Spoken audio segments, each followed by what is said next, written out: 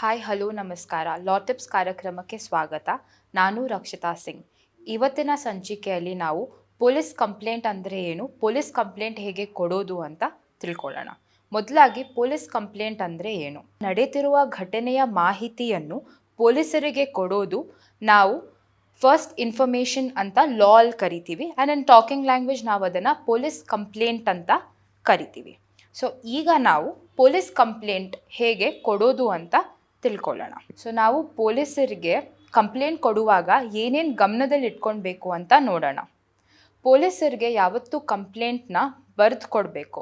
And police ಕಂಪ್ಲೇಂಟ್ನ police ಸ್ಟೇಷನಲ್ಲಿ ಹೋಗಿ ಬರ್ದು draft ಮಾಡಿ ಕೊಡಬೇಡಿ. ಕಂಪ್ಲೇಂಟ್ನ ಬರ್ದು ಡ್ರಾಫ್ಟ್ ಮಾಡಿ ಆಮೇಲೆ ಪೊಲೀಸ್ ಸ್ಟೇಷನ್ಗೆ ತೊಗೊಂಡೋಗಿ. ಯಾಕಂದರೆ ಪೊಲೀಸ್ ಸ್ಟೇಷನ್ಗೆ ಹೋದಾಗ ಏನಾಗುತ್ತೆ, ನಿಮಗೆ ಒಂದು ಐಡಿಯಾ, ಒಂದು ಫ್ಲೋ ಇರುತ್ತೆ. ಓಕೆ, ಕಂಪ್ಲೇಂಟ್ನ ನಾವು ಹೀಗೆ ಬರೀಬೇಕು, ಮಾಹಿತಿಯ ಬಗ್ಗೆ ಈ ಮಾಹಿತಿ ನಡೆದಿದೆ ಅಥವಾ ಈ ಘಟನೆ ನಡೆದಿದೆ ಅಂತ ನಿಮಗೆ ಒಂದು ಫ್ಲೋ ಇರುತ್ತೆ.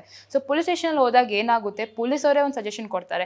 ಸರ್ ಇಲ್ಲ ಮೇಡಮ್ ಹಿಂಗೆ ಬರೀರಿ ಮೇಡಮ್, ಅಥವಾ ಹಿಂಗೆ ಬರೀರಿ. ಅವ್ರದ್ದೇನು ತಪ್ಪಿಲ್ಲ, ಅವ್ರದ್ದು ಈವನ್ ಅವ್ರ ಇಂಟೆನ್ಷನ್ ಇರೋದು ನಮ್ಮನ್ನ ಹೆಲ್ಪ್ ಮಾಡೋದು ಅಂತಾನೆ. ಬಟ್ ಅದು ನಮಗಿರೋ ಒಂದು ಫ್ಲೋ, ಅಲ್ಲಿ ಏನು ಘಟನೆ ಹೇಗೆ ನಡೆದಿದೆಯಲ್ಲ ಅದ್ರ ಕಂಪ್ಲೀಟ್ ಆಫ್ ಟ್ರ್ಯಾಕಲ್ಲಿ ಹೊಟ್ಟೋಗ್ಬಿಡುತ್ತೆ. ಸೊ ಈ ಒಂದು ಸಜೆಷನ್ ಏನಂದರೆ, ಕಂಪ್ಲೇಂಟ್ನ ಯಾವತ್ತೂ ಅಷ್ಟೇ ಡ್ರಾಫ್ಟ್ ಮಾಡಿ ಆಮೇಲೆ ಪೊಲೀಸ್ ಸ್ಟೇಷನ್ಗೆ ತಗೊಂಡೋಗಿ. ಆ್ಯಂಡ್ ಇನ್ನೊಂದು, ಕಂಪ್ಲೇಂಟ್ನ ನಾವು ಡ್ರಾಫ್ಟ್ ಮಾಡಿದಾಗ ಒಂದು ಲಾಯರ್ ಸಜೆಷನ್ನ ಯಾವತ್ತೂ ತಗೊಳ್ಳಿ. ನಾನು ಯಾಕೆ ಲಾಯರ್ ಸಜೆಷನ್ ಬೇಕು ಅಥವಾ ಕಂಪ್ಲೇಂಟ್ನ ನೀಟಾಗಿ ಡ್ರಾಫ್ಟ್ ಮಾಡಿ ಕೊಡಬೇಕು ಅಂತ ಹೇಳ್ತಾ ಇದ್ದೀನಿ ಅಂದರೆ, ಕಂಪ್ಲೇಂಟ್ ಬಂದು ಒಂದು ಫಸ್ಟ್ ಡಾಕ್ಯುಮೆಂಟ್.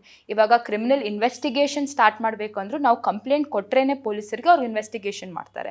ಅಥವಾ ಕ್ರಿಮಿನಲ್ ಟ್ರಯಲ್ ಅಥವಾ ಮ್ಯಾಜಿಸ್ಟ್ರೇಟ್ ಏನಾದರೂ ಇನ್ವೆಸ್ಟಿಗೇಷನ್ ಮಾಡಬೇಕು, ಎನ್ಕ್ವೈರಿ ಮಾಡಬೇಕು ಅಂದರೂ ಕೂಡ ಕಂಪ್ಲೇಂಟ್ ಬೇಸಿಸ್ ಮೇಲೇ ಮಾಡ್ತಾರೆ. So complaint is a very important document. ಅದಕ್ಕೆ ನಾವು ಕಂಪ್ಲೇಂಟ್ನ ಯಾವತ್ತೂ ತುಂಬ ಸ್ಪಷ್ಟವಾಗಿ ಬರೀಬೇಕು. ಪೊಲೀಸರಿಗೆ ಓದಿದ ತಕ್ಷಣವೇ ಗೊತ್ತಾಗಬೇಕು, ಆಯಿತು ಈ ಘಟನೆ ನಡೆದಿದೆ, ಈ ಘಟನೆಗೆ ಈ ಸೆಕ್ಷನ್ಸ್ ಅಟ್ರ್ಯಾಕ್ಟ್ ಆಗುತ್ತೆ, ಇದಕ್ಕೆ ನಾವು FIR ಮಾಡ್ಕೊಳ್ಬೇಕು ಅಥವಾ NCR ಮಾಡ್ಕೊಳ್ಬೇಕು ಅಂತ ಅವ್ರಿಗೊಂದು ಐಡಿಯಾ ಬರುತ್ತೆ.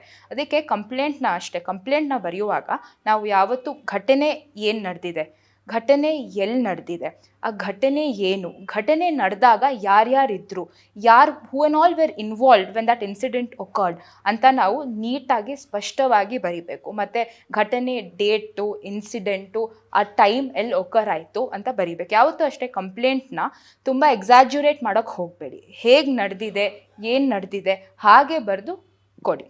ಕಂಪ್ಲೇಂಟ್ನ ಕೊಟ್ಟಾದಮೇಲೆ ಅಕ್ನಾಲೇಜ್ಮೆಂಟ್ನ ತಗೊಳ್ಳೋದು ಮಾತ್ರ ಮರಿಬೇಡಿ. ಅಕ್ನಾಲೇಜ್ಮೆಂಟ್ ಏನಂದರೆ, ನೀವು ಬರೆದು ಕೊಟ್ಟಿದ್ದೀರಾ, ಕಂಪ್ಲೇಂಟ್ ಕೊಟ್ಟಿದ್ದೀರಾ ಅಂತ ಒಂದು ದಾಖಲೆನ ನಾವು ಅಕ್ನಾಲೇಜ್ಮೆಂಟ್ ಅಂತ ಕರಿತೀವಿ. ಇದಾಗಿತ್ತು ಇವತ್ತಿನ ಲಾ ಟಿಪ್ಸ್. ನಾಳೆ ಮತ್ತೆ ಸಿಗೋಣ. ನಮಸ್ಕಾರ.